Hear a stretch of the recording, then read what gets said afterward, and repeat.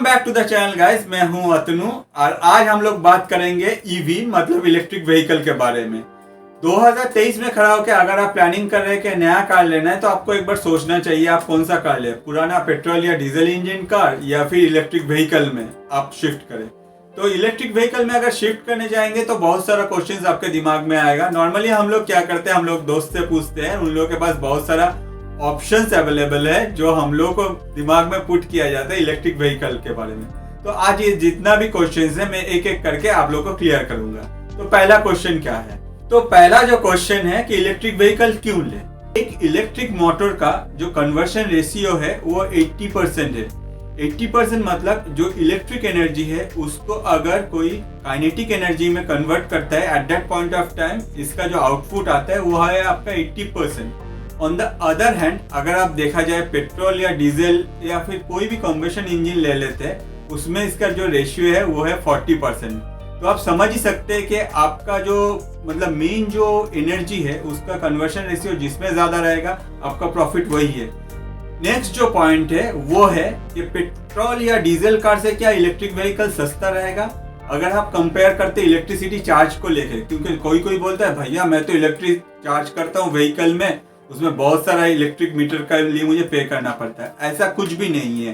एक electric vehicle अगर आप यूज करते हैं at that point of time पर किलोमीटर आपका कॉस्टिंग आता है 1 रुपया से 1 रुपया 20 या 30 पैसा तक। ऑन द अदर हैंड अगर आप कोई कॉम्बशन मशीन मतलब कॉम्बशन इंजन यूज करते हैं, आपका पेट्रोल हो या फिर डीजल हो, आपका जितना भी एफिशिएंट कार हो, आपका जो कॉस्टिंग आता है पर किलोमीटर 8 से 10 रुपया।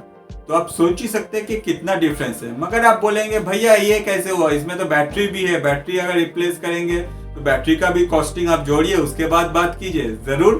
अब आते हैं इलेक्ट्रिक व्हीकल के बैटरी के बारे में।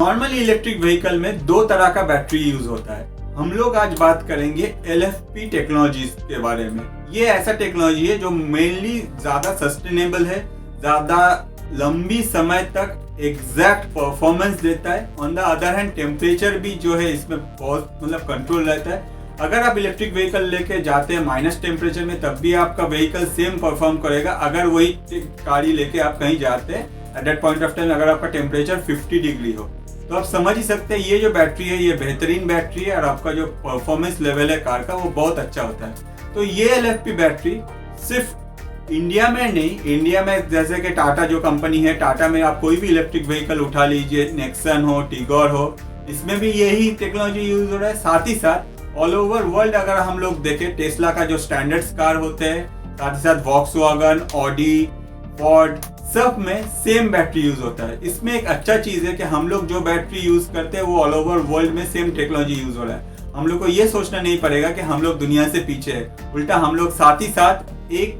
तरह से दुनिया के साथ कंधा मिला के हम लोग इलेक्ट्रिक व्हीकल जो टेक्नोलॉजी है उस हिसाब से आगे जा रहे हैं। अब आप पूछेंगे कि भैया वो तो सब ठीक है मगर एक बैटरी को आप कितना बार चार्ज कर पाएंगे। तो मैं आपको बोलूं ये LFP जो बैटरीज है इसका जो चार्जिंग साइकिल्स होता है वो है 3000 टाइम्स। 3000 टाइम्स आप एक बैटरी को आराम से चार्ज कर पाएंगे, उसके बाद जाके बैटरी डिग्रेड होना स्टार्ट करता है। मतलब 3000 टाइम्स तक आपका बैटरी का जो परफॉर्मेंस है वो सेम रहेगा।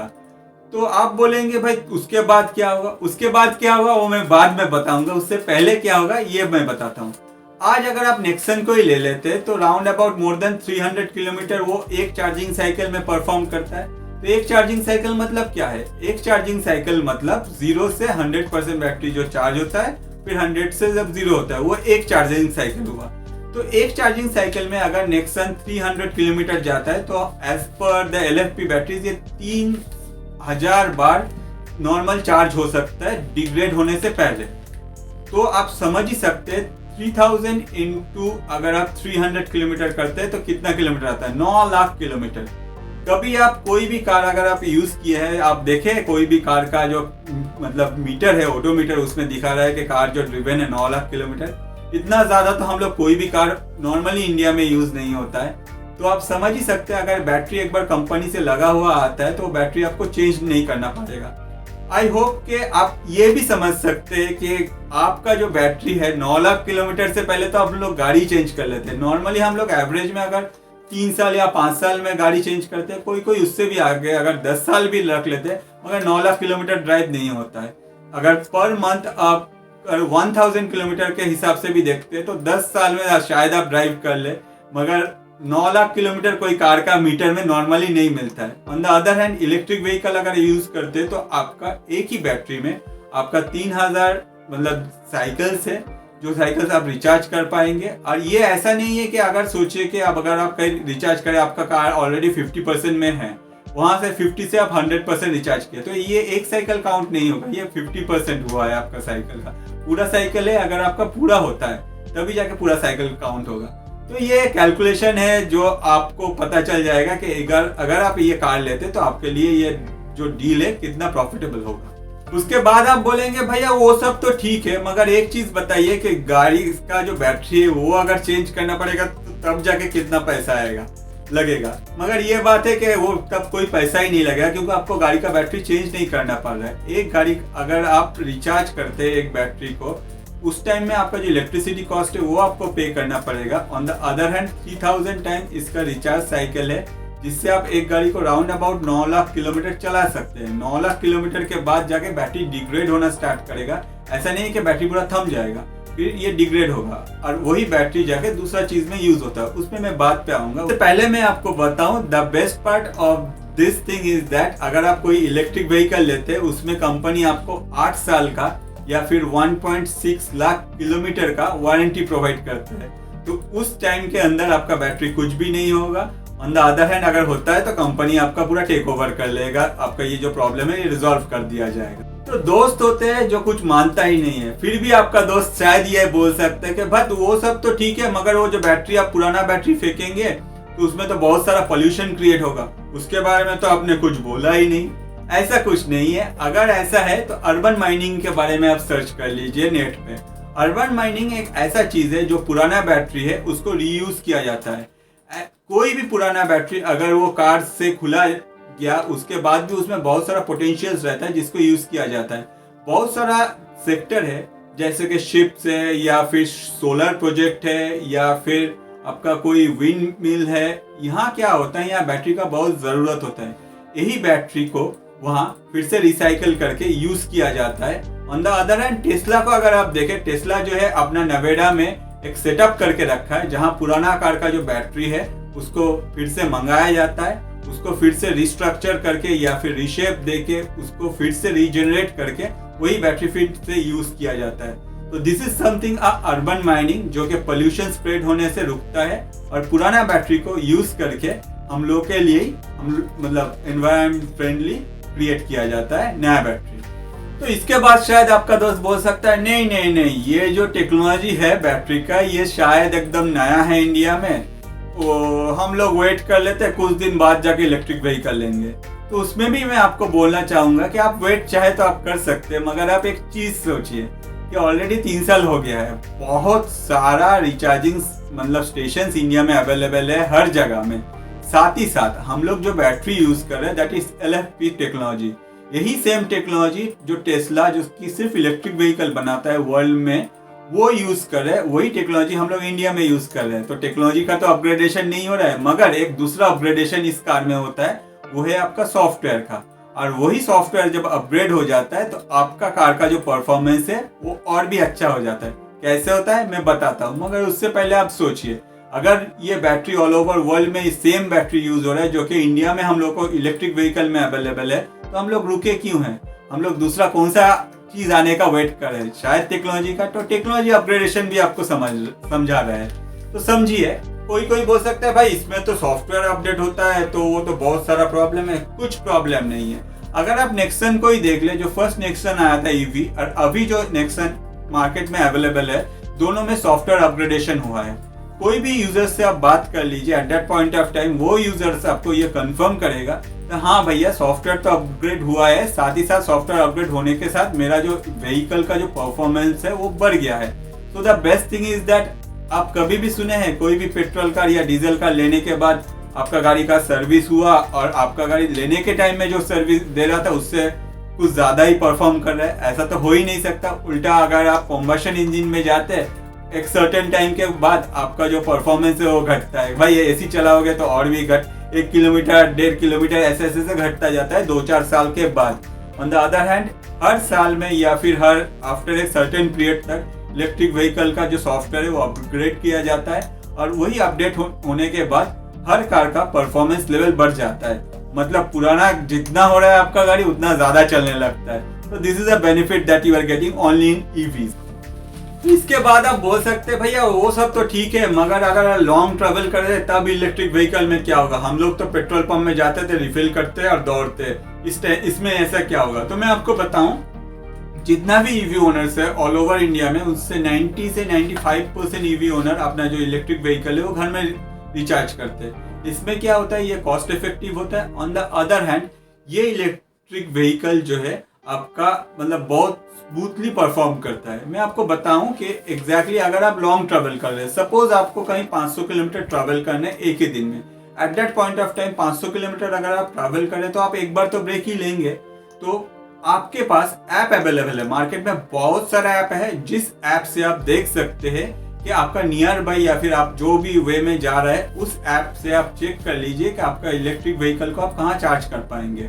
आप अपना जब रिफ्रेशमेंट ब्रेक ले रहे हैं at that point of time वहीं रुक जाइए, क्योंकि अभी हो गया है ऐसा कि ज्यादातर हाईवेज में गवर्नमेंट का बहुत अच्छा इनिशिएटिव था कि बहुत सारे ईवी को रिचार्ज करने के लिए हर जगह इलेक्ट्रिक स्टेशन अवेलेबल हो गया।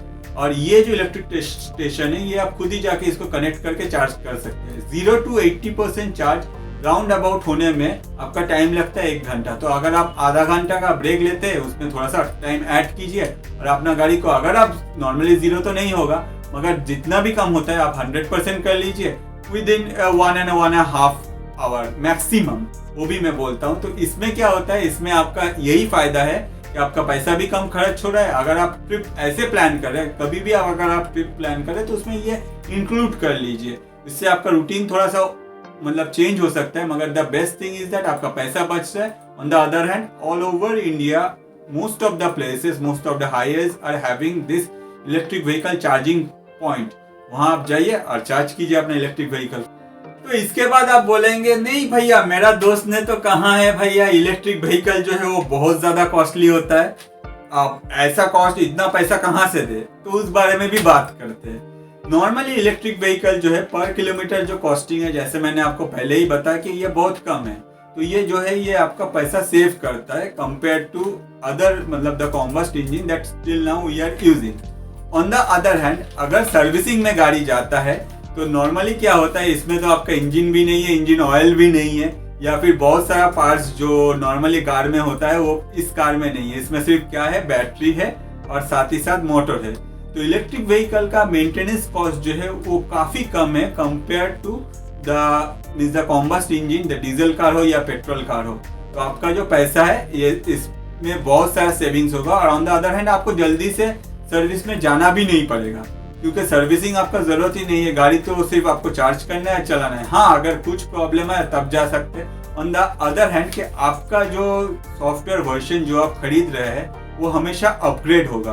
तो जब भी अपडेट आएगा वो आपका अपडेट आपका कार में इंस्टॉल कर दिया जाएगा। इससे क्या होगा, आपका जो बैटरी का जो परफॉर्मेंस है और बढ़ जाएगा, साथ ही साथ आपको ज्यादा माइलेज मिलेगा कार से। इलेक्ट्रिक व्हीकल का एक और प्रॉफिट है कि अगर आप इलेक्ट्रिक व्हीकल लेते हैं तो आपको कोई रोड टैक्स देना नहीं पड़ रहा है, मतलब रोड टैक्स आपका कंप्लीटली फ्री है। ऑन द अदर हैंड बहुत सारा स्टेट है जहां बहुत सारा इनिशिएटिव लिया गया है और उसके हिसाब से अगर आप इलेक्ट्रिक व्हीकल लेते at that point of time आपको सब्सिडी मिलेगा। ये सब्सिडी आपका पैसा सेव करने में हेल्प करे। सेक्शन 80 EEB के हिसाब से अगर आप कोई एम्प्लॉई है at that point of time, अगर आप इलेक्ट्रिक व्हीकल लेते हैं, अगर आप लोन में लेते हैं तो आपका जो टैक्स बेनिफिट है वो एप्लीकेबल होगा राउंड अबाउट 1.5 लाख तक। तो दिस इज समथिंग, अगर आप इलेक्ट्रिक व्हीकल ले रहे हैं तो आप ये आपका जो CA है उनसे बात कीजिए, आपका ये बेनिफिट भी अवेलेबल होगा। तो अगर हम लोग ये सारा पॉइंट देखें तो आपको पता ही चल जाएगा कि इलेक्ट्रिक व्हीकल कुछ मतलब आपको जो डील दे रहा है लॉन्ग रन पे वो आपका प्रॉफिटेबल है। तो इसके बाद भी अगर आप सेटिस्फाइड नहीं है, मैं बोलना चाहूंगा, आप बोल सकते हैं अरे भैया उसमें क्या है, आप कहीं ना कहीं तो कोयला जला के इलेक्ट्रिक बना रहे हैं, उसी से हम लोगों का गाड़ी रिचार्ज कर रहे हैं। तो मेन बात तो वही है ना, पोल्यूशन तो हो रहा है। पोल्यूशन अगर हो रहा है तो हम क्यों ले इलेक्ट्रिक व्हीकल। तो मैं आपको बताना चाहूंगा पोल्यूशन का जो लेवल है वो कम है। इलेक्ट्रिक व्हीकल का जो पोल्यूशन लेवल है that is level 1। On the other hand electric vehicle के अलावा अगर आप कोई भी कार ले लेते हैं जो कि पेट्रोल इंजन हो या डीजल इंजन हो, at that point of time इसका पोल्यूशन लेवल जो होता है वो है level 3।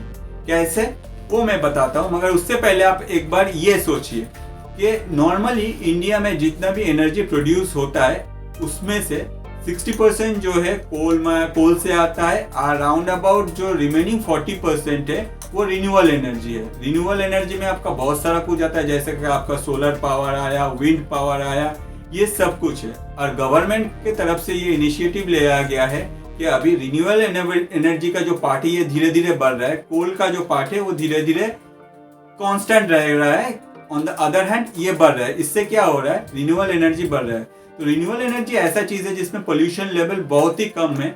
On the other hand कोल के हिसाब से अगर देखा जाए तो उसमें पोल्यूशन लेवल थोड़ा सा ज्यादा है कंपेयर टू अदर। तो हम लोग अगर रिन्यूएबल एनर्जी से, हम लोग को पता नहीं कि हम लोग का कार कौन सा एनर्जी से रिचार्ज हो रहा है, मगर जिस से भी हो अगर रिन्यूएबल एनर्जी का पार्ट बढ़े तो पोल्यूशन तो वहां से घट रहा है। और वही चीज अगर हम लोग अपना कार के तरफ से भी पोल्यूशन अगर ना हो तो आगे जाके हम लोग एक बेटर वर्ल्ड बना सकते हैं सबके लिए। तो इससे आपको ये पता चल जाएगा कि इलेक्ट्रिक व्हीकल अगर यूज करते हैं कंपेयर टू कॉम्बशन इंजन, आपका जो पोल्यूशन है जो कि आप एनवायरनमेंट में छोड़ रहे हैं, आपका गाड़ी छोड़ रहे हैं, वो बहुत ही कम लगा। आप सेटिस्फाइड है इतना से, या फिर आपको और भी कुछ जानना है कि इलेक्ट्रिक व्हीकल के बारे में, या फिर आपका प्लानिंग चल रहा है नया कार के लिए।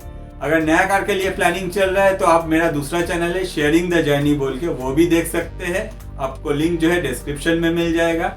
अगर आपका प्लानिंग है नहीं भाई मैं इलेक्ट्रिक व्हीकल ही लूंगा, या फिर इलेक्ट्रिक व्हीकल रिलेटेड कुछ भी क्वेश्चन है, आप मुझे कमेंट में लिख सकते हैं, मैं आपको रिप्लाई कर दूंगा।